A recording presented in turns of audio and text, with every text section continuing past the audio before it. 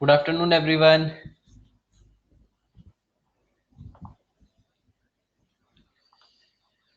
कैसे सब लोग? चलिए पढ़ते हैं हम लोग। तो अभी हमको क्या स्टार्ट करना था? अपना फर्स्ट चैप्टर।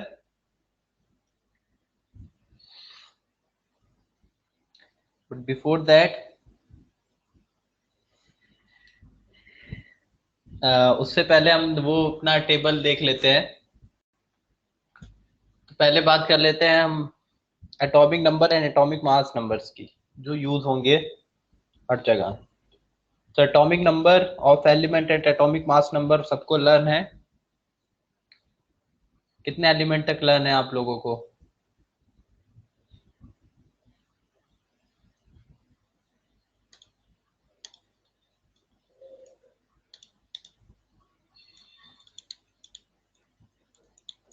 बताइए। एटॉमिक नंबर डिफरेंट एलिमेंट्स जो हैं उनके रिस्पेक्ट में 20। ओके।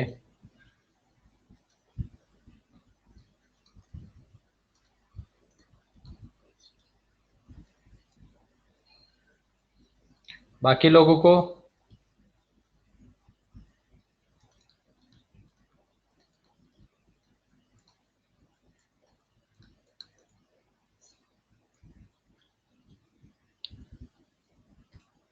20 तक। ठीक है। चलो तो एक बार 1 2 3 4 5 6 7 7 स्टूडेंट्स को 20 तक, और बाकी लोगों को 80। साक्षी, 80 एटॉमिक नंबर तक सारे एलिमेंट के एटॉमिक मास याद है आपको?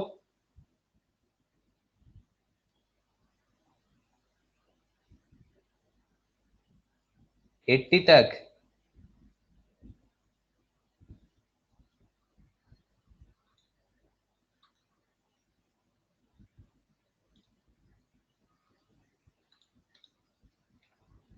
Only names and number. अच्छा, नेम्स एंड नंबर ना, लाइक उनका एटॉमिक मास नंबर इंपॉर्टेंट ही है, एटॉमिक पर।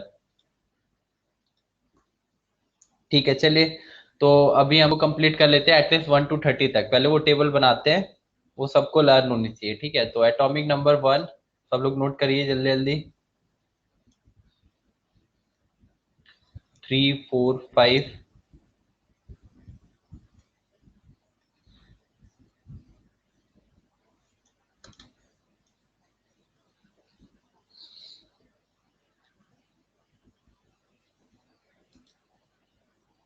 6। एक मिनट।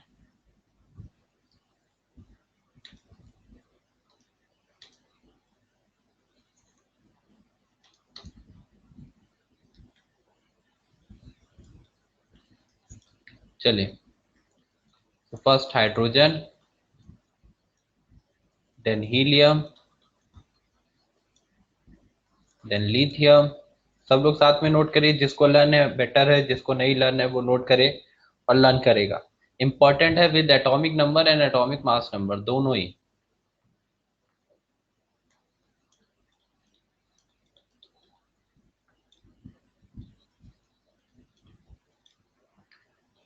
बोरॉन, देन कार्बन,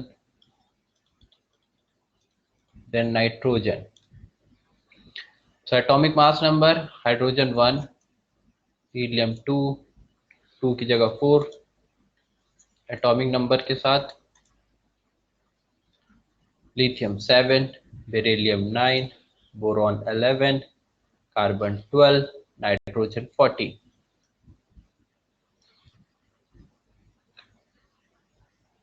अच्छा, इसका रिप्रेजेंटेशन भी यहाँ पे नोट करते चलिए। हाइड्रोजन कैसे रिप्रेजेंट करते हैं? Capital H, helium H E, lithium L I, beryllium B E, boron only B, carbon C, capital C and nitrogen capital N.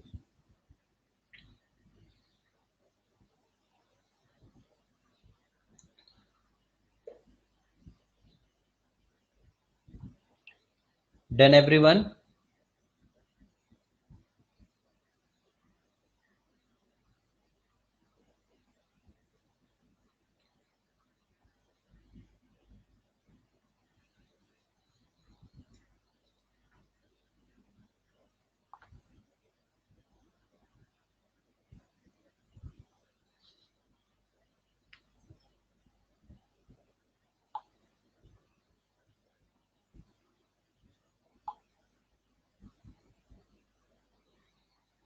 Okay चलिए,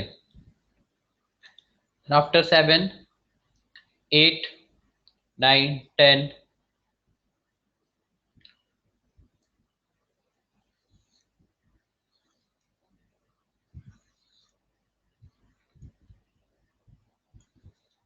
तो 8, 9, 10, 11, 12, 13, 14 इधर एटॉमिक नंबर दिखा रहे हैं।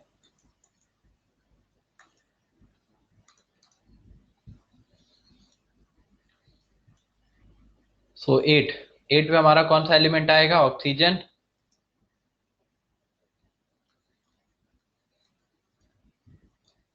Oxygen, fluorine, neon, sodium, magnesium, aluminium,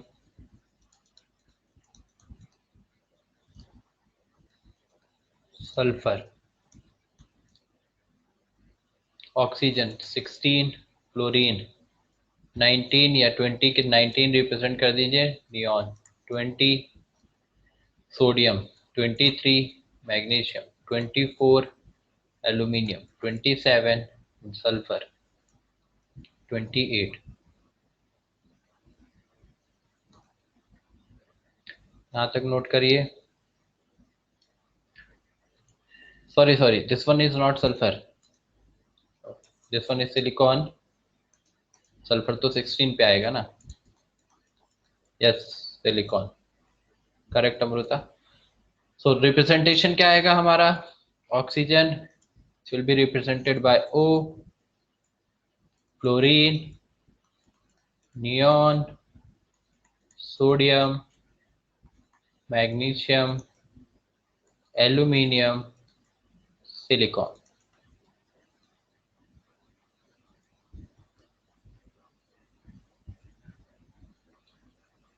note कर लीजिए इसको।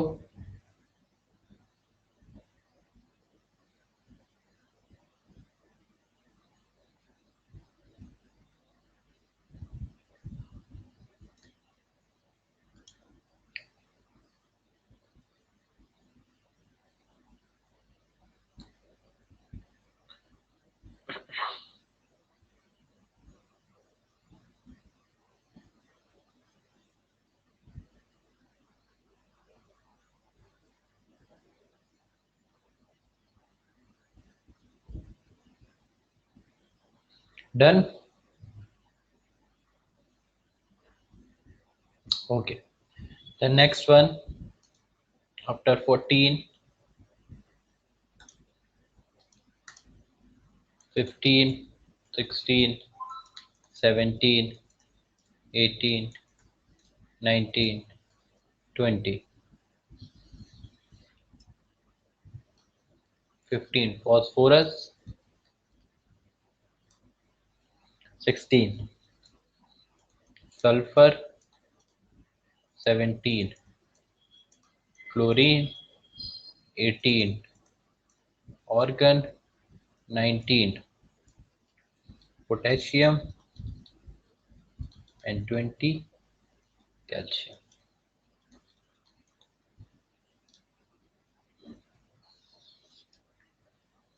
So atomic mass number: phosphorus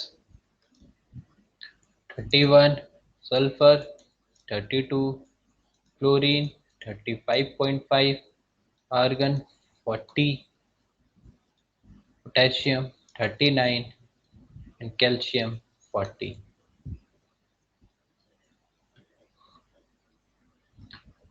representation दिखा देते हैं। Representation: phosphorus P, sulphur S, chlorine, organ, potassium, calcium.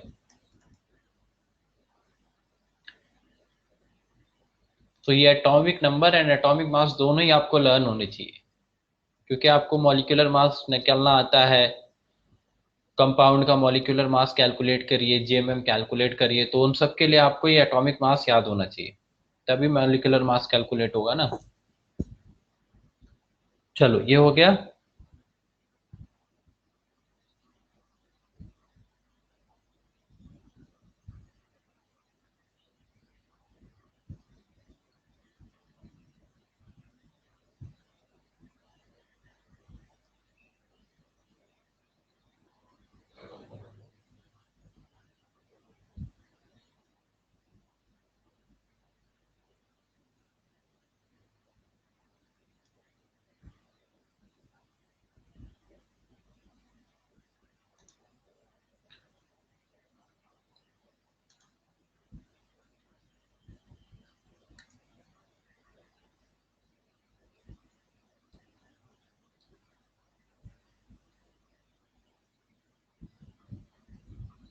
Done. Okay.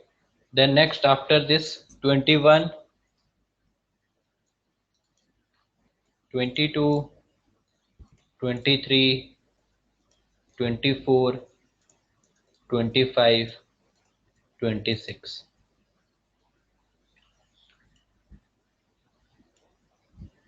21 scandium, 22 titanium,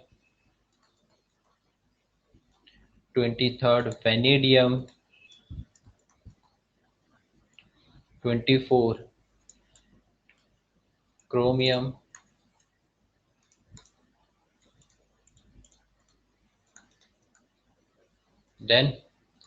25 manganese, 26 iron. Then atomic mass scandium 40 तक हुआ था हमारा. This one is 45, titanium 48, vanadium 51, chromium 52, manganese 55, iron 56. तो iron हमारा कितना आ गया 56.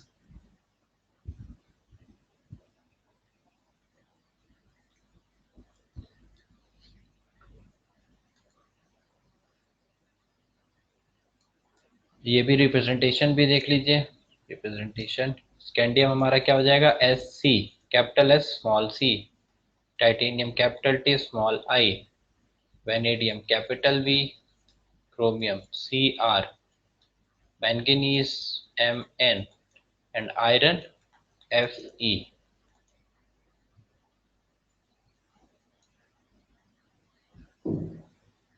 नोट करिए जल्दी.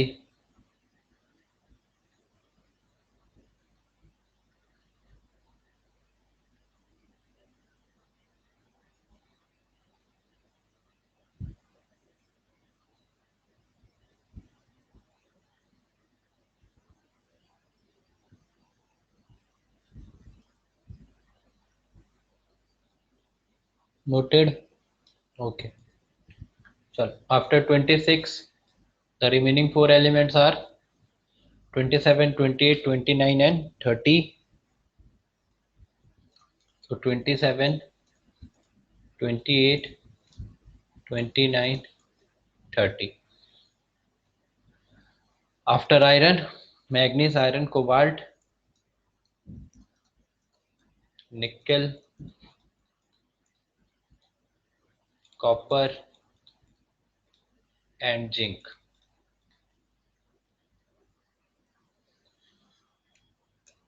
Atomic mass cobalt 58.9, nickel 58.6. क्योंकि इन दोनों को ऑलमोस्ट सेम होता है एटॉमिक मास, तो इसलिए इसको पॉइंट के साथ ही रिप्रेजेंट कर दे रहे हैं. Than copper 63.5 and zinc 65. Representation CO, निकल Ni, copper Cu, zinc Zn. अब देखिए CO लिखा है, कई बार लोग इस CO को कार्बन मोनोऑक्साइड के साथ कंफ्यूज हो जाते हैं, तो दोनों का रिप्रेजेंटेशन अलग अलग है. वो capital C and small o लिखा है कोबाल्ट में, ये कैपिटल C कैपिटल O है. This is carbon monoxide. जैसे आप पढ़ते हैं कार्बन डाइऑक्साइड CO2, वहां दो अलग अलग एलिमेंट होते हैं, कार्बन एंड ऑक्सीजन. तो यहाँ पे CO में कार्बन है एक और एक ऑक्सीजन है, तो इसलिए दोनों का कैपिटल लेटर जो है वो रिप्रेजेंटेशन में यूज हुआ है। Carbon oxygen, carbon monoxide. यहाँ ये कार्बन और ऑक्सीजन नहीं है, capital C small O, this is cobalt. तो कहाँ कार्बन मोनोऑक्साइड लिखा है, कहाँ कोबाल्ट, ये तो एटलीस्ट क्लियर होना चाहिए। सो कोबाल्ट 58.9, निकल 58.6, and copper 63.5 and zinc 65. Done.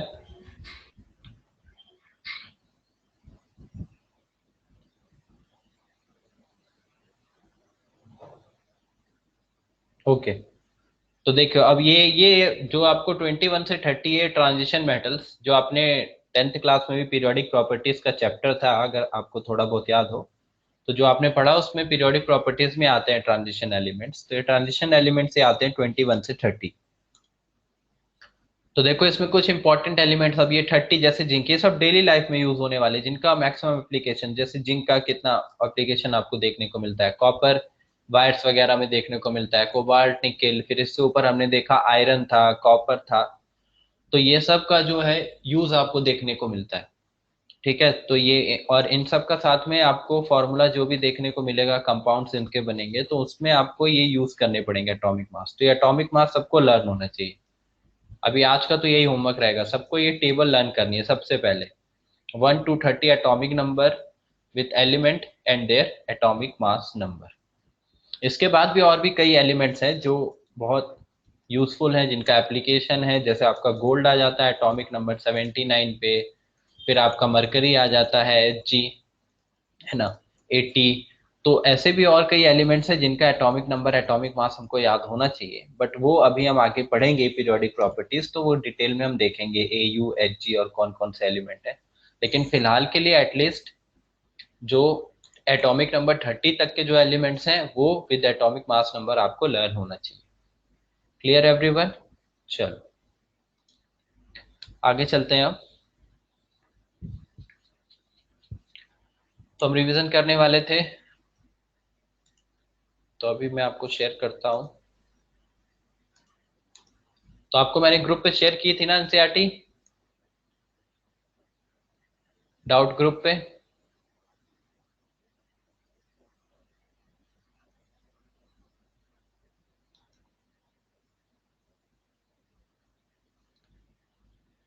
होगी सबके पास एनसीईआरटी जो डाउट ग्रुप पे शेयर की गई थी। ठीक है, तो देखिए आप उसी एनसीईआरटी को देखिए, मैं यहाँ स्क्रीन पे भी शेयर कर रहा हूँ। तो पहला चैप्टर हमको रिवाइज करना था, chemical reactions and equations, NCERT first chapter. जिसको नहीं मिला है, अगर किसी ने ग्रुप बाद में ज्वाइन किया है डाउट ग्रुप पे, तो वापस से मैं शेयर कर दूंगा। ठीक है, अगर नहीं है किसी के पास तो। सो केमिकल रिएक्शंस एंड इक्वेशंस, ये चैप्टर हमें रिवाइज करना था। तो इसमें बेसिक बेसिक चीजें स्टार्टिंग में, अब पूरा एक एक चीज नहीं पढ़ने वाले हम, कुछ कुछ चीजें देखेंगे जो इंपॉर्टेंट रहने वाली है। जैसे पहला ही एक्टिविटी, एक्टिविटी 1.1 जो दे रखी है, इसमें हमको दिखाया गया था कि मैग्नीशियम रिबन को आप बर्न कर रहे हैं तो क्या रिएक्शन होगी। तो मैग्नीशियम की बर्निंग की रिएक्शन है जो कि केमिकल इक्वेशंस में रिप्रेजेंट की गई है। ये मैग्नीशियम प्लस ऑक्सीजन, मैग्नीशियम को ऑक्सीजन के प्रेजेंस में आप बर्न करेंगे तो मैग्नीशियम ऑक्साइड बनता है, जो कि जिसको हम कंबशन रिएक्शन भी बोलते हैं। तो यहाँ बात की गई है केमिकल इक्वेशंस की, कि केमिकल इक्वेशंस को हम कैसे रिप्रेजेंट करते हैं। तो ये तो सबको ही आता होगा ना, केमिकल इक्वेशन रिप्रेजेंटेशन। जो नॉर्मल इक्वेशंस हम लिखते हैं दैट इज केमिकल इक्वेशन। अब राइटिंग है केमिकल इक्वेशन, तो लेफ्ट साइड में कुछ होगा, राइट साइड में कुछ होगा। जो लेफ्ट साइड में प्रेजेंट होगा इक्वेशन में, उसको हम क्या बोलते हैं, जैसे ये इधर दिखाया गया है लेफ्ट साइड में, ये हमारा क्या है, दिस इज रिएक्टेंट, और इधर क्या आ जाएगा, प्रोडक्ट। तो ये हमारा है पी प्रोडक्ट, ये हमारा क्या है, रिएक्टेंट। तो केमिकल रिएक्शन जब रिप्रेजेंट की जाएगी तो उसके राइट साइड में जो लिखा होगा, सॉरी लेफ्ट साइड में जो लिखा होगा दैट विल बी रिएक्टेंट, और जो राइट साइड में होगा दैट विल बी प्रोडक्ट। तो मैग्नीशियम की कंबशन रिएक्शन है, मैग्नीशियम ऑक्सीजन के प्रेजेंस में बर्न होकर एमजीओ बना रहा है। उसके बाद है बैलेंसिंग ऑफ केमिकल इक्वेशन, कि केमिकल इक्वेशन को कैसे बैलेंस किया जाता है। अच्छा हाँ, एक चीज और इम्पोर्टेंट, हाँ जो यहाँ पे सबसे इम्पोर्टेंट अब आएगी कि वो केमिकल रिएक्शन को लिखना। The word equation for activity में बी रिप्रेजेंटेड, जैसे ये रिएक्शन लिखिए, जिंक प्लस सल्फ्यूरिक एसिड, ये हमको बना रहा है जिंक सल्फेट एंड हाइड्रोजन। अब जिंक प्लस सल्फ्यूरिक एसिड, तो जिंक आपको पता है Zn से रिप्रेजेंट करते हैं, सल्फ्यूरिक एसिड का फॉर्मूला H2SO4, फिर zinc sulphate ZnSO4 and H2। कई बार ये जो वर्ड इक्वेशन लिखी है, वर्ड में इक्वेशन, जो हमारी केमिकल इक्वेशन वर्ड में लिखी है, इसको जब आप इसमें रिप्रेजेंट करते हैं केमिकल फॉर्म में, तो इसका केमिकल फॉर्म में रिप्रेजेंटेशन वो इसलिए नहीं कर पाते लोग क्योंकि यहाँ पे वैलेंसीज का आइडिया नहीं होता या वैलेंसीज को रॉन्ग करते हैं। कई लोगों को देखा है मैंने टेंथ में, जैसे टेंथ के कई बच्चों को ये क्लियर नहीं होता है, तो वो आपको जरूर क्लियर होना चाहिए। ये फॉर्मूला जैसे जिंक सल्फेट ये लिखा है, अब जैसे अब यहीं पे बोला जाए, यहीं पे कोई वर्ड आ जाता है, मान लो जिंक फॉस्फेट, जिंक फॉस्फेट, क्या फॉर्मूला आएगा जिंक फॉस्फेट का, बताइए, फॉर्मूला बताइए जिंक फॉस्फेट का। मान लो कोई इक्वेशन होती, वहां पे ये वर्ड लिखा होता, वर्ड इक्वेशन में जिंक फॉस्फेट, फॉर्मूला बताइए। अच्छा जूम करूं, ठीक है करता हूं।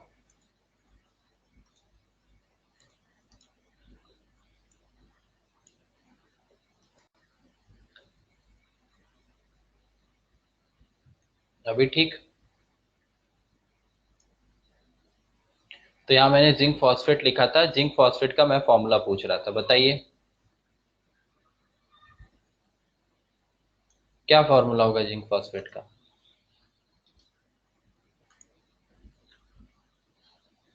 जल्दी बोलो जल्दी।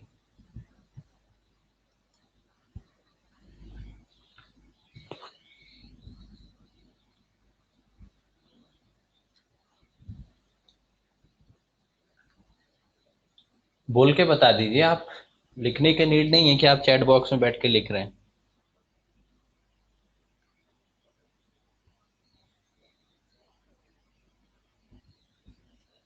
To sir.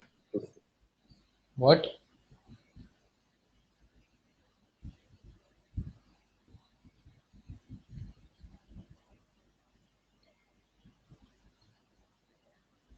किसी को नहीं आता फॉर्मूला जिंक फॉस्फेट का? Zn3PO2 Zn2PO PO4 2 PO4 2। Outside bracket 2। Okay, और कोई? और कोई बताएगा?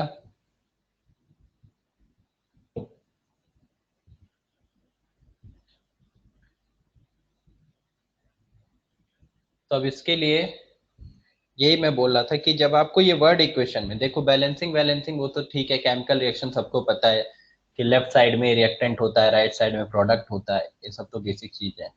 अब ये फॉर्मूला ही लिखने का अगर हमको नहीं आता है तो हम आगे क्वेश्चन कर ही नहीं सकते। तो पहले तो ये आपको लिखना आना चाहिए, जिंक फॉस्फेट, ये अभी सब जगह यूज होगा, 11 12th में हर जगह तो यूज होने वाला है।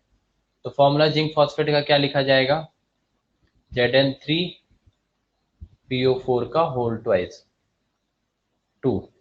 अब ये कहाँ से आया, ये आएगा कैसे, हम ये वैलेंसी से आता है, और वैलेंसी की क्रॉस मल्टीप्लीकेशन से। Zn की वैलेंसी जिंक की वैलेंसी होगी 2, फॉस्फेट की वैलेंसी हम निकालेंगे तो फॉस्फेट जो होगा वो वैलेंसी दिखाएगा 3। ये इनकी वैलेंसीज हैं, और फिर वैलेंसीज का हम करते हैं क्रॉस मल्टीप्लीकेशन। क्रॉस मल्टीप्लीकेशन के बाद, क्रॉस मल्टीप्लीकेशन में Zn के साथ जाएगा ये 3, PO4 के साथ जाएगा 2, so formula will become Zn3PO4 whole twice. ये क्रॉस मल्टीप्लीकेशन भी आपने कहीं पढ़ा होगा, आई थिंक 9th क्लास में ही है ये, जो हम यहाँ पे क्रॉस मल्टीप्लाई करते हैं वैलेंसीज के साथ, तो ये फॉर्मूला निकालते हैं। तो जैसे यहाँ देखो, इस इक्वेशन में जो इक्वेशन हमने ये उठाई थी, बैलेंस केमिकल इक्वेशन में जिंक सल्फेट, तो जिंक सल्फेट, अब इसका फॉर्मूला अगर आपको आता ही नहीं है तो पहले तो आप इसको इस फॉर्म में लिख नहीं पाओगे, और जब इस फॉर्म में नहीं लिख पाओगे तो फिर बैलेंसिंग तो बात की बात है, पहले तो आपको ये फॉर्म लिखना आना चाहिए। और ये फॉर्म जरूरी नहीं केमिकल इक्वेशन में यूज हो, ये अभी हम आगे पढ़ेंगे जब मोल कंसेप्ट वगैरह चैप्टर स्टार्ट करेंगे।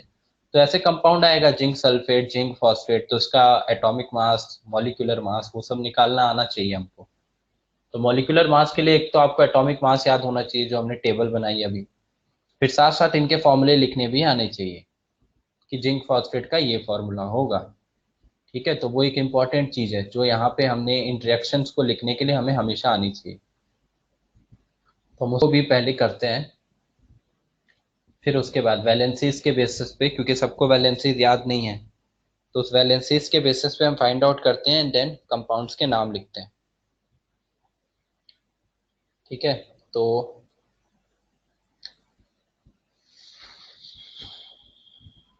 आप ये हेडिंग डाल लो आगे टेबल के, जो अभी आपने टेबल तो बनाई थी उसी के आगे, name and valencies of some ions, name and valencies of some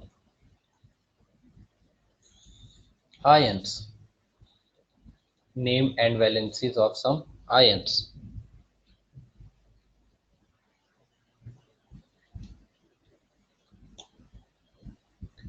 name and valencies of some ions। Okay, देखो इसमें भी हम एक टेबल बना लेते हैं।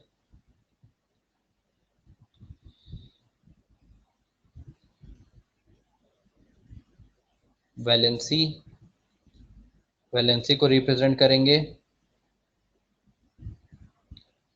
फिर यहाँ आयंस को रिप्रेजेंट कर देते हैं, इधर उनका सिंबल भी दिखा देंगे। देखो जैसे वैलेंसी वन वैलेंसी किसकी किसकी पढ़ी है आपने, बताइए। जो एल्कली मेटल्स होते हैं उनके लिए वैलेंसी हम वन दिखाते हैं, जैसे आयंस आपके क्या हो जाते हैं, सोडियम, पोटेशियम, रुबीडियम, ये सब लिथियम, सोडियम, पोटेशियम, जो एल्कली मेटल्स होंगे उनकी वैलेंसी वन। साथ में कुछ और, सिल्वर, और सिल्वर के बाद कॉपर। कुछ वेरिएबल वैलेंसीज भी दिखाते हैं, जैसे सोडियम को हम दिखाते हैं Na+। ये पढ़ा है ना आपने, NaCl बनाता है तो Na+Cl-। NaCl क्या होता है, सॉल्ट, हमारा नॉर्मल सॉल्ट। सो ये Na+। पोटेशियम हमारा क्या हो जाएगा, K+। सिल्वर क्या हो जाएगा, Ag+। सिल्वर, कॉपर हमारा Cu+। यहाँ पे कॉपर में ब्रैकेट में 1 लिखा है रोमन नंबर में। ये रोमन नंबर में जो वर्ड लिखा होता है ये इसके वैलेंसी को बताता है। जब कोई एलिमेंट वेरिएबल वैलेंसी दिखाता है, वेरिएबल वैलेंसी मींस एक से ज्यादा वैलेंसी, तो उसके लिए हम रोमन नंबर्स को ही साथ रिप्रेजेंट करते हैं। तो ये इनके सिंबल्स Na+, K+, Ag। तो देखो इन पे जो जितना प्लस चार्ज है उतना ही इसकी वैलेंसी भी है। Na+, K+, Ag+, Cu+, ये सब वन वैलेंसी वाले आयंस हैं। इसी में आपका क्या आ जाएगा, हाइड्रोजन। हाइड्रोजन को भी हम H+ के साथ रिप्रेजेंट करते हैं, हाइड्रोजन H+। नोटेड। अब ये कंपाउंड बनाने आने चाहिए सबको कि कैसे हम कंपाउंड्स का फॉर्मेशन करेंगे।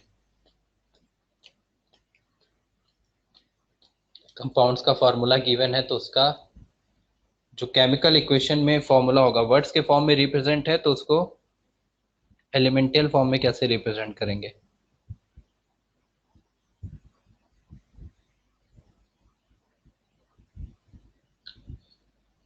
डन।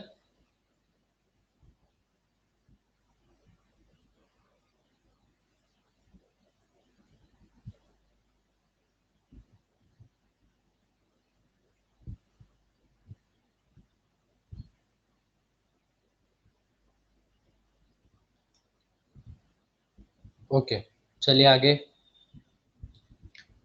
तो वही वैलेंसी वन में ही टेबल में हम बात कर रहे हैं। ये तो हमारे कुछ कैटायंस थे। कैटायंस मतलब जिनमें पॉजिटिव चार्ज हो, उनको हम क्या बोलते हैं, कैटायंस। जब निगेटिव चार्ज आता है तो उनको हम क्या बोलते हैं, एनायंस। तो देखिए वैलेंसी वन में ही रिप्रेजेंट कर रहे हैं। अब वैलेंसी वन के साथ यस हेलोजेंस हमारे आ जाएंगे इसमें।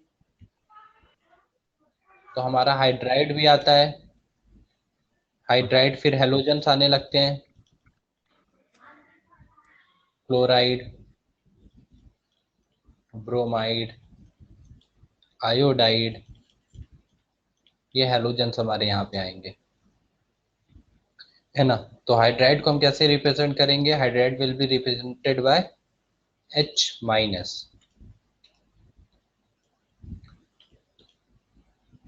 this will be H minus, then chloride Cl minus, bromide Br minus, iodide I minus। ये सब देखो सिंगल निगेटिव चार्ज वाले आयन लिखे हैं। इससे पहले हमने सिंगल पॉजिटिव चार्ज देखा सब पे, अभी इन सब पे सिंगल सिंगल निगेटिव चार्ज है, तो इनकी वैलेंसी भी 1 है। वैलेंसी वाला कॉलम वही है, बट ये अब हमारे पास क्या आ गए हैं?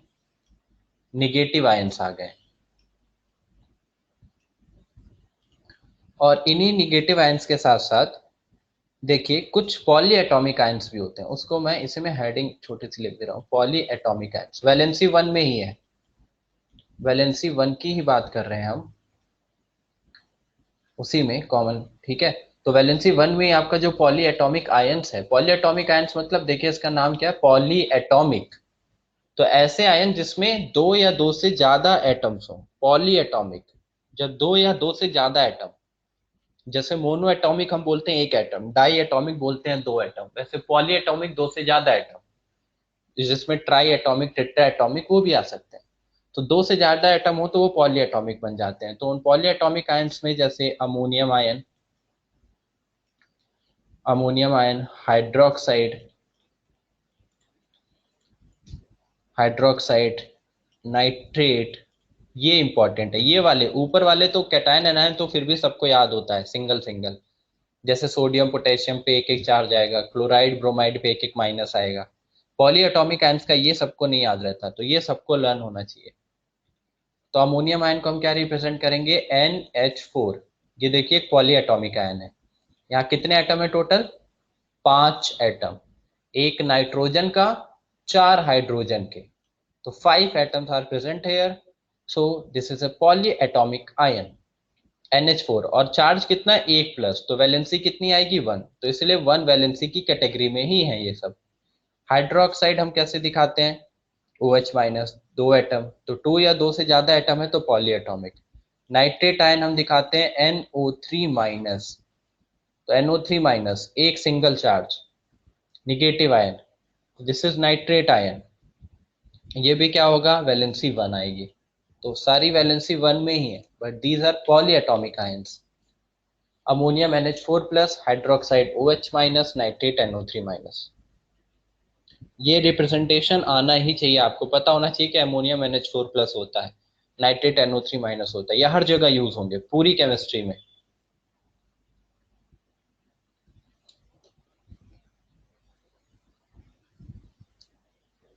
डन।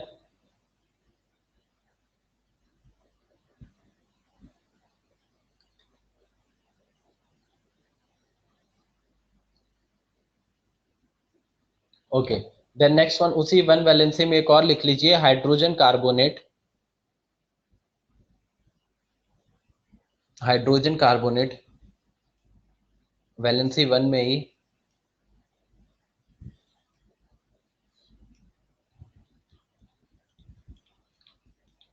हाइड्रोजन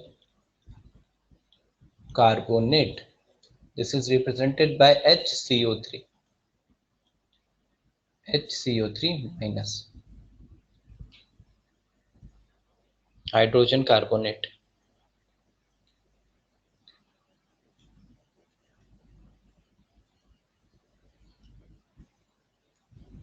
देन अब आते हैं हम अपनी वैलेंसी 2 पे, ये वैलेंसी 1 का ही था। नाउ वैलेंसी 2, इधर कॉलम में हमारा वैलेंसी था तो वैलेंसी 2 पे आ गए। अब वैलेंसी 2 पे पहले कैटायंस देखते हैं हम, जैसे हमारा एल्केलाइन अर्थ मेटल आ जाएगा यहाँ पे, मैग्नीशियम, कैल्शियम, बेरिलियम,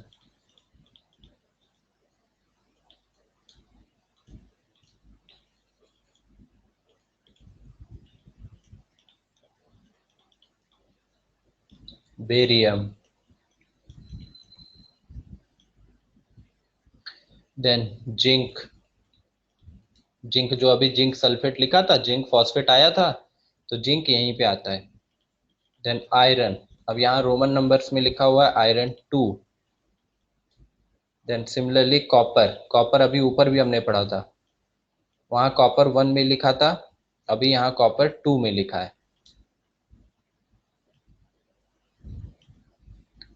ये एलिमेंट्स, इन एलिमेंट्स के लिए अगर आप मैग्नीशियम देखो तो मैग्नीशियम हम दिखाते हैं Mg2+, calcium Ca2+, beryllium Be2+, barium Ba2+, zinc Zn2+, iron Fe2+, copper Cu2+।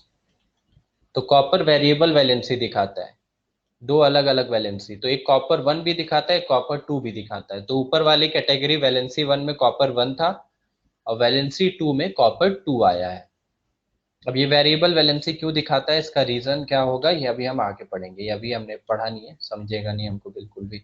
तो अभी फिलहाल के लिए बस हम ये देख रहे हैं वैलेंसीज क्या क्या है, देन वेरिएबल वैलेंसीज का रीजन वगैरह आगे पढ़ेंगे।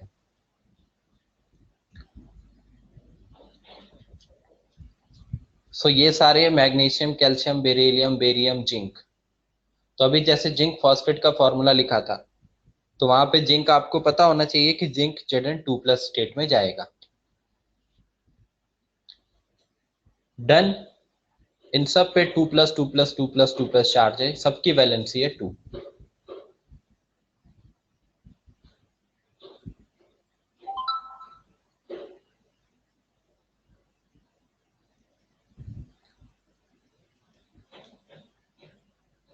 ओके चलिए, तो अब 2 में हमने कैटायंस लिख लिए, कुछ एनायंस भी लिख लेते हैं। 2 में एनायंस कौन कौन से आएंगे हमारे, फिर पॉलीएटॉमिक आयंस कौन कौन से आएंगे उसके लिए। तो एनायंस आपका क्या आ जाएगा 2 में, ऑक्साइड, और क्या आ जाएगा, सल्फाइड।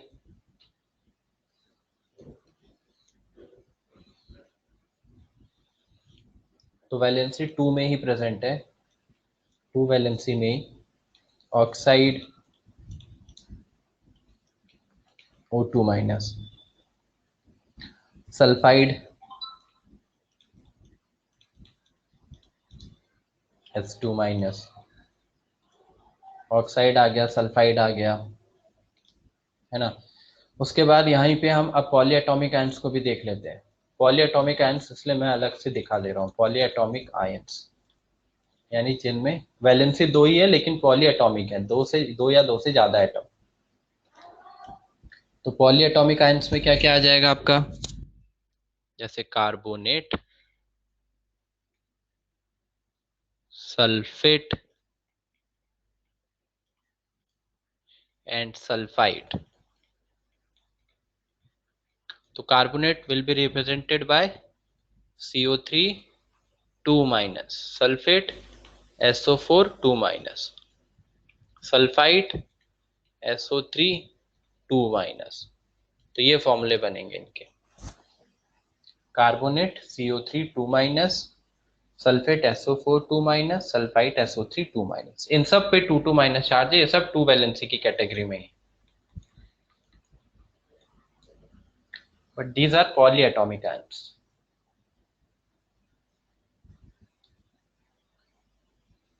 डन।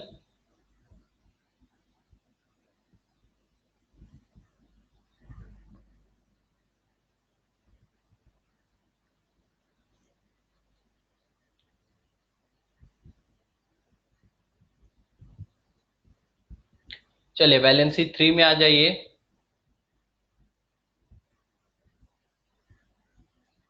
वैलेंसी 3 में कैटायंस, एनायंस एंड देन आपका polyatomic ion.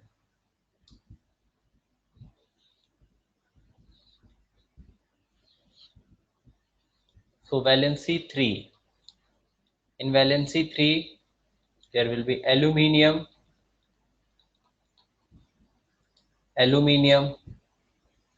iron, aluminium Al3+, iron 3+। Iron is also representing variable valency or showing variable valency 2 and 3. Similarly, nitride, this is N3 minus.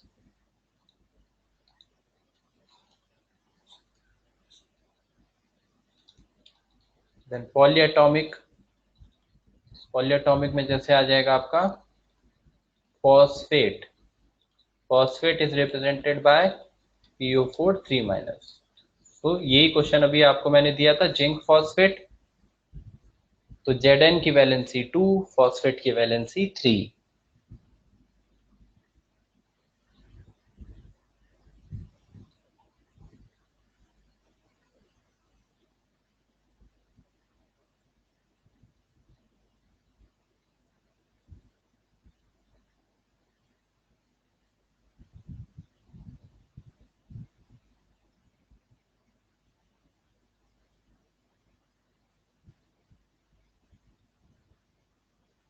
Done.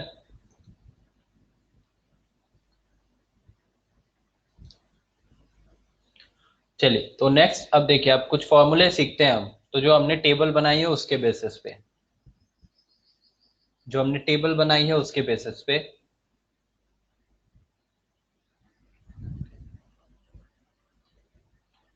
तो formula of simple compounds जो table represent की है, formula of simple compounds. देखिए, formula लिखने के लिए अब मैं सीधा एग्जांपल, रूल्स वगैरह नहीं लिखवा रहा, वो सब आप समझ जाएंगे, वो सब उतना काम का नहीं है, चीजों को बस सीखना है हमको. तो देखिए, rules, formula of simple compound, जब हम फॉर्मूला लिखते हैं सिंपल कंपाउंड्स में, तो हम क्या करेंगे हमेशा कि जो भी आपका मेटल है, जैसे मान लीजिए अभी हमने जिंक फॉस्फेट लिखा था, तो उसमें आपको वैलेंसीज लिखनी है और उनका क्रॉस मल्टीप्लाई करना है. तो एक मेटल या नॉन मेटल, उसके रिस्पेक्ट में आप लिखिए, बाइनरी कंपाउंड्स का फॉर्मेशन करिए और फिर वहां पे क्रॉस मल्टीप्लाई कर दीजिए. जैसे आपको बोला जाए हाइड्रोजन सल्फाइड, सिंपल सा एग्जांपल ले रहा हूँ, हाइड्रोजन सल्फाइड, आपको बोला गया हाइड्रोजन सल्फाइड, तो अब आपको नहीं समझ में आ रहा हाइड्रोजन सल्फाइड क्या होगा, क्योंकि हजार लोग हजार तरह के फॉर्मूले लिखते हैं. कोई H2S लिख रहा है, कोई HS लिख रहा है, कोई H3S लिख रहा है, कोई H2S3 लिख रहा है. ये सारे देखने को मिलेंगे आपको. अभी देखिए, आप पढ़ना स्टार्ट करेंगे तो आप देखेंगे कि इस तरह के कई आंसर मिलेंगे, सबके अलग अलग आंसर आएंगे. तो ये सारी चीजें नहीं होनी चाहिए. तो हाइड्रोजन सल्फाइड हम लिखेंगे, तो हाइड्रोजन है और सल्फाइड S. अब आपने जो टेबल बनाई है उसमें देखिए वैलेंसीज, चार्ज जो है वो तो प्लस पॉजिटिव निगेटिव होते हैं, जो जनरली पॉजिटिव होता है उसको हम पहले लिखते हैं. तो वैलेंसी अगर आप देखें तो हाइड्रोजन की वैलेंसी हमने लिखी 1. जब हमने हाइड्राइड लिखा था तब वैलेंसी लिखी थी -1. जब हाइड्रोजन लिखा था तब वैलेंसी 1 लिखी थी. दोनों जगह, एक जगह +1 है, एक जगह -1 है. तो ये हाइड्रोजन है 1, और सल्फाइड में वैलेंसी हमने कितनी पढ़ी थी 2. सल्फाइड देखिए 2 वैलेंसी वाले टेबल में था. तो बस सल्फाइड हाइड्रोजन, मतलब इसको हम रिप्रेजेंट करते थे ऐसे H+ और इसको रिप्रेजेंट करते थे S2-, ये रिप्रेजेंटेशन था, तभी ये बनेगा हाइड्रोजन सल्फाइड. तो अब इन दोनों का आप कर दीजिए क्रॉस मल्टीप्लिकेशन कर देंगे. तो वैलेंसीज लिखना है, साइन नहीं दिखाना है प्लस माइनस, ओनली वैलेंसीज लिख के क्रॉस मल्टीप्लिकेशन. तो after cross multiplication it will become H2S1. H के साथ 2 चला जाएगा, ये 2 क्रॉस मल्टीप्लाई करके, और S के साथ 1, तो फॉर्मूला बिकम्स H2S1, और जिसको हम नॉर्मली H2S से रिप्रेजेंट करते हैं, बिकॉज 1 लिखने की नीड होती नहीं है, 1 तो वैसे ही रिप्रेजेंट कर रहा है कि एक सल्फर एटम है. तो दिस इज हाइड्रोजन सल्फाइड. तो यहां से ये भी हम बोलते हैं कि हाइड्रोजन सल्फाइड कंटेन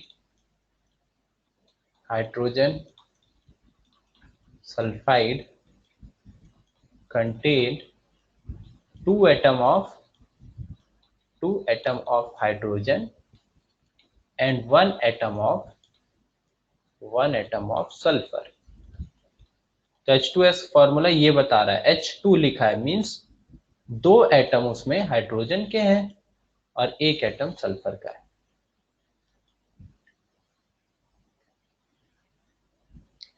समझ में आया सबको? ये पढ़ा होगा आपने, 9th क्लास में भी है ये, आई थिंक। क्रॉस मल्टीप्लाई करके हम फॉर्मूला निकालते हैं।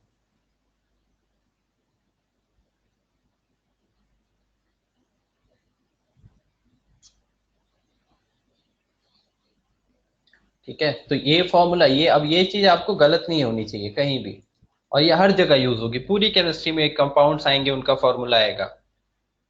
तो जब ये छोटी छोटी चीजें पहले मिस्टेक हम करते हैं, तो ये सब पहले हमें क्लियर होना चाहिए, तब आगे की चीजें हम सीखेंगे। चलिए first one, then second. Second calcium, calcium nitrate formula लिखिए, calcium nitrate, second calcium nitrate का।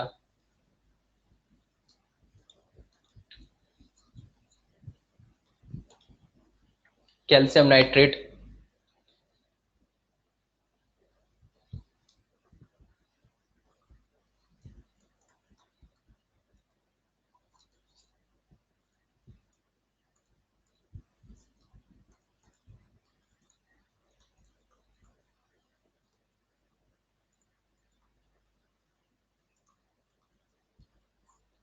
कैल्शियम नाइट्रेट, तो कैल्शियम नाइट्रेट आएगा Ca nitrate NO3।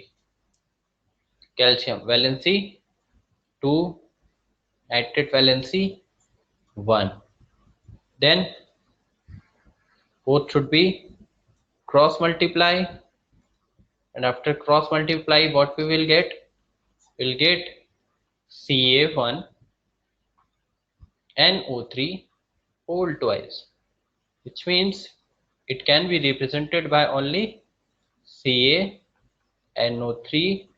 whole twice, because there is no need to represent 1. So formula of calcium nitrate will be CaNO3. Simple. चलो अभी पूरी class में किसी को भी डाउट है कैसे ये फॉर्मूला लिख रहे हैं? सबको क्लियर है? किसी को भी डाउट है तो पहले पूछ लीजिए, अभी जो 2 एग्जाम्पल कराए हैं इन 2 एग्जाम्पल से रिलेटेड, फिर मैं आगे आपको क्वेश्चन दे रहा हूं। किसी को भी डाउट है तो बताइए।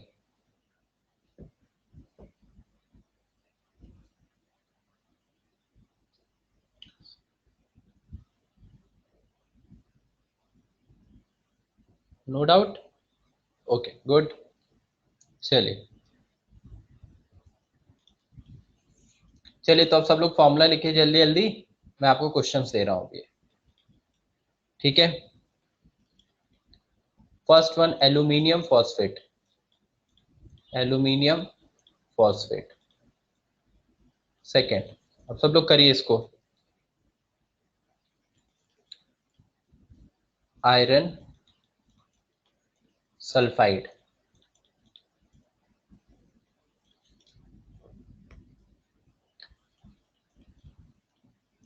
Copper sulphate.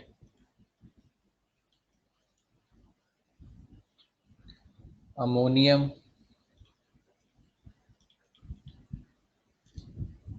Nitrate.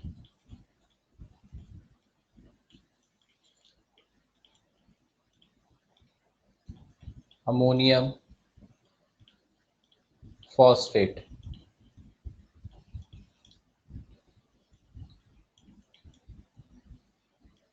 Barium sulphide. इनके फॉर्मूले लिखिए पहले सब लोग। Then 7 silver sulphide.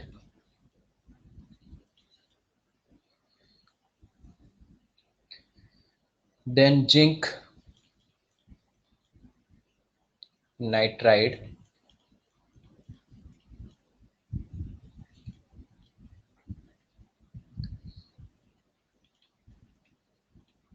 Ammonium hydroxide.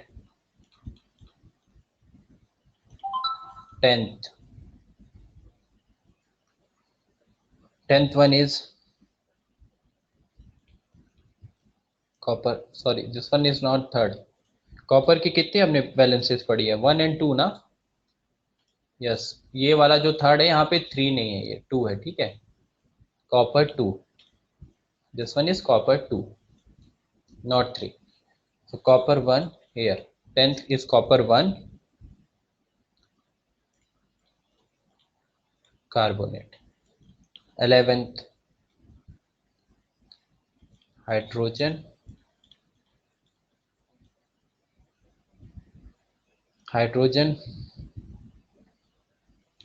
iodide.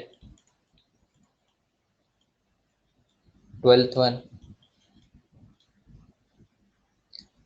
calcium hydrogen carbonate. Calcium hydrogen carbonate. Note कर लिया सबने? स्लाइड चेंज करूं मैं? पहले नोट कर लीजिए, फिर साथ में लिखते भी रहिएगा। आप जिसको आता है वो करते जाइए। 12 हो गया, एटलीस्ट 15 या 20 दे देता हूं आपको, फिर डिस्कशन करते हैं इनका।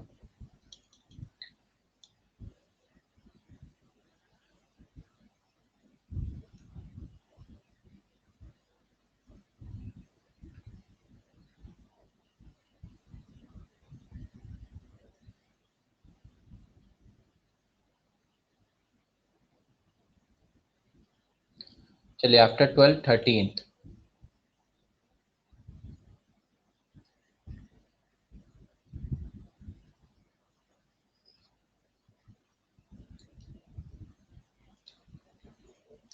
13th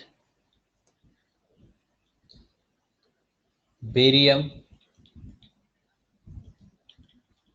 nitride.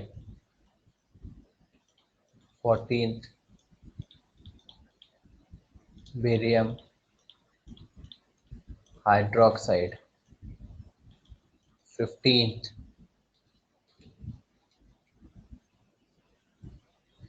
Caesium potassium. Caesium जाने दीजिए, सीजियम अभी आपको पता नहीं है। So potassium phosphate.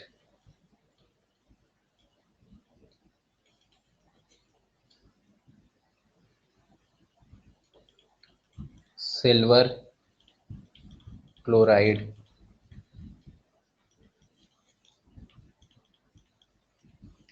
Silver sulphide. 18th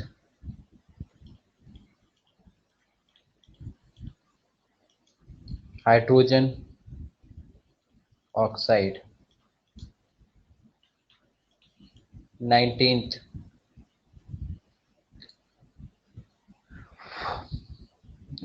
में सोडियम ही लिख लीजिए, सोडियम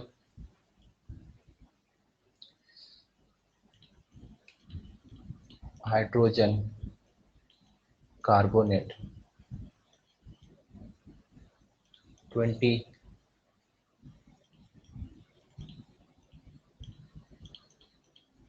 अमोनियम नाइट्राइड।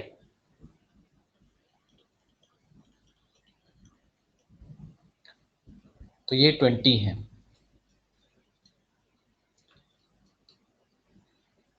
नोट करिए जल्दी। सेकंड क्लास आपके कब से? अभी 3 से ही है।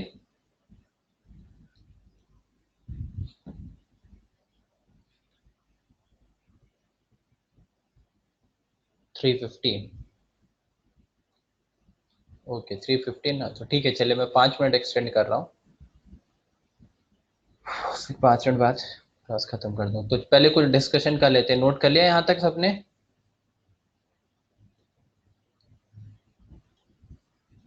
ओके, चलिए। तो अभी सबने लिखा? आप कुछ स्टार्टिंग के कुछ लिखे?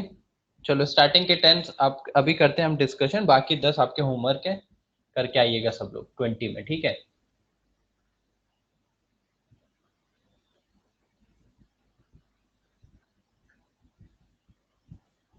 चलो, तो पहला एल्यूमिनियम फॉस्फेट।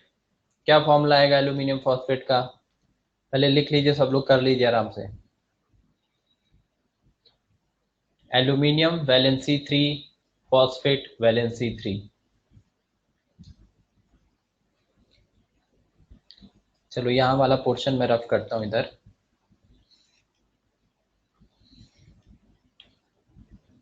Aluminium 3, phosphate 3। तो एल्यूमिनियम देखो, एल्यूमिनियम आपका लिखा होगा सबने, तो एल्यूमिनियम 3, फॉस्फेट 3 वैलेंसी। और फिर क्रॉस मल्टीप्लाई करने के बाद एल्यूमिनियम फॉस्फेट में, अब देखें यहाँ पे क्रॉस मल्टीप्लाई करने के बाद आपने लिखा होगा Al3PO4 का होल थ्राइस। अब important point is here is that you don't have to write the same number if it is present there, like 3 and 3 both are same numbers. So this aluminum phosphate can be represented by like this manner, AlPO4, that's it, because 3 can be common. So Al3 and PO4 3 and 3, तो दोनों जगह अगर same number है 3 and 3, so 3 should be common like AlPO4. So only representation for aluminum phosphate will be AlPO4. That's it. This is aluminum phosphate. No need to write this 3. ये आपका हो गया aluminium phosphate. Aluminium phosphate. तो अगर same number आता है आपको cross multiply करने के बाद, अगर आपका ये दोनों सेम नंबर आ गया, जैसे 3 3 आया था, 2 2 आ गया, 1 1 आ गया, तो फिर उस नंबर को लिखने की नीड नहीं है, वो कॉमन करके आप हटा सकते हैं। तो केवल नॉर्मल फॉर्मूला कंपाउंड का इस फॉर्म में आप रिप्रेजेंट कर सकते हैं, which is AlPO4। Clear? So formula हो जाएगा एल्यूमिनियम फॉस्फेट AlPO4। चलिए रफ करता हूं इसको। Then second one, iron sulfide. Iron means Fe, which is present in 3 state, because Roman number is 3 there, it means its valency is 3, and sulfide, its valency is 2. Then we have to cross multiply, so what we will get? We will get Fe2S3. So this is iron sulfide. Iron where Fe is present in 3 valency state, yani +3 state. Here iron is positive and sulfide is negative. Fe will be Fe3 plus and sulfide will be S2 minus. So iron is present in 3 plus state. This is iron sulfide.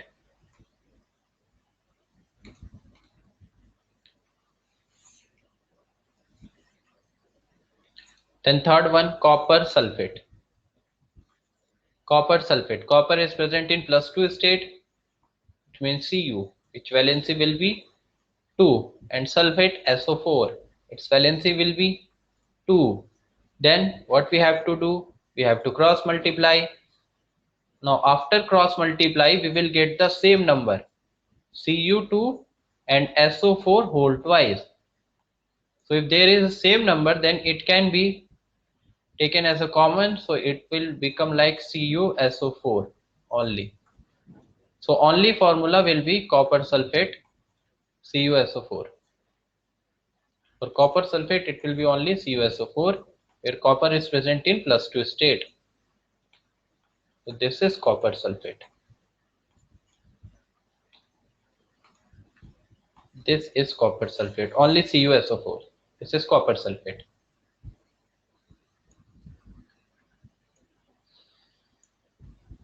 Getting everyone? Clear? It's clear to everyone?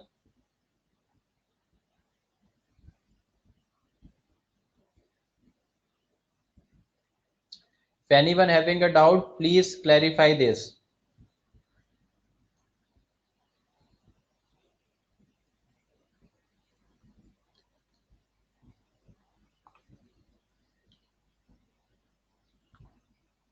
Okay, Rushikesh, no doubt.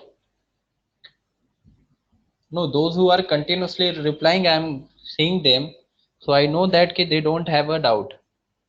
The problem with those students who don't reply and only sit there silently. So we don't know that they are understanding it or not. So at least if you don't understand or whatever you are understanding, please reply at least. Okay, chale. So now after third, aluminium nitrate. Fourth one, sir, please tell about 11th. Okay, what was the 11th? For that I have to change the slide.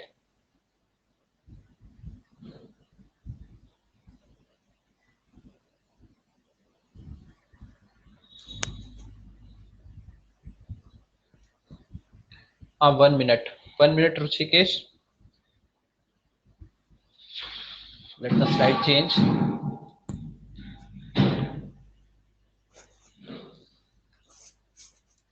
Yeah, so this is 13th. Oh, sorry. So 11th was on that page, yeah? So I rubbed it. I don't know what was the 11th. What was the 11th question?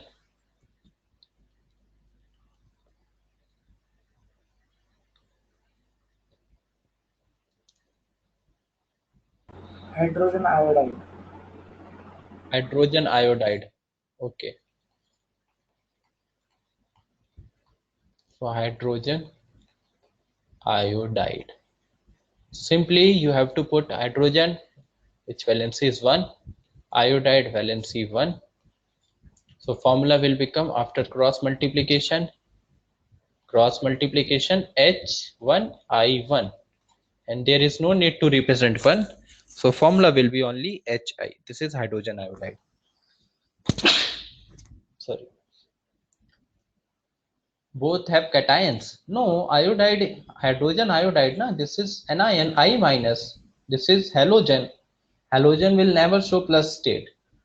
Hydrogen will be present in +1 state. Here H is +1 and iodine will be in -1. Because iodine is a halogen. Halogen like chlorine, chlorine, bromine, iodine will never show +1 state. It has negative sign. Table में cation लिख दिया है क्या? अगर table में आपने आई के लिए कैटायन लिख लिया है तो फिर इसको करेक्ट कर लीजिए, माइनस होगा वहां पे. ठीक है, अगर कैटायन लिख लिया है आपने आई माइनस, क्योंकि आपको कंफ्यूजन क्यों हुआ, तो अगर आपने गलती से प्लस लिख दिया या मैंने शायद लिख दिया हो गलती से, चेक कर लेना सब लोग. आई पे माइनस ही लिखा है ना, आई पे, आयोडीन पे. हाँ, आयोडाइड इज एनायन, यस. सो ये एनायन ही है और वही एनायन होगा H प्लस कैटायन, तो क्रॉस मल्टीप्लाई करेंगे. एक कैटायन एक एनायन, और हमेशा जो पहले होगा वो कैटायन. ठीक है, जैसे ये लिखा है तो इसमें ये वाला जो टर्म है, this should be always cation. Cation हमेशा पहले लिखा जाता है. And this term will be anion, जो निगेटिव वाला होगा. ठीक है, चलिए बाकी बच्चे हम कल की क्लास में डिस्कशन करते हैं. जिसका हो गया ठीक है, जिसका नहीं हुआ डोंट वरी, आप कंप्लीट करिए होमवर्क. ठीक है, होमवर्क क्या कंप्लीट ही हो गया होगा ऑलमोस्ट सबका अभी क्लास में. अगर आपका कुछ बच गया तो उसको कंप्लीट कर लीजिएगा. Then we will discuss tomorrow. Okay, चलो, थैंक यू, बाय.